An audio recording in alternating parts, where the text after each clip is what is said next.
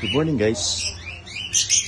For today's video, i-share ko sa inyo kung ano yung pinagkakabalahan ko tuwing weekends. Isa sa mga nagpapatanggal ng stress sa akin.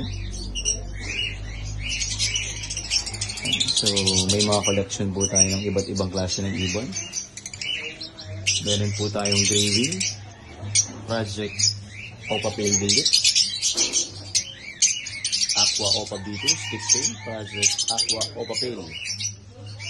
So mga project din. Ito po yung graving natin. So nakapares po yan sa Aqua Opa. Aqua Opa B1, nakabreed po yan sa Opa Pale. And mga project natin ng yellow face. Ayan mga kaibon. Ito po yung yellow face natin na nabili natin last year. So nakabreed po yan sa green Opa Dilute Split Pale.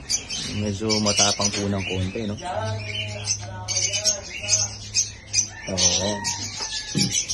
And kahit pa paano may mga pasisi po tayo. Meron tayong Far Blue Opa Dan, Lutino Opa Line,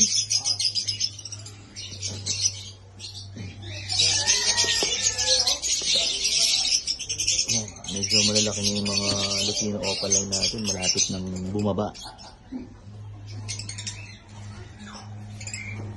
Ang mga pasisyong natin ng Aqua dito. So, magaling din mga breeder natin.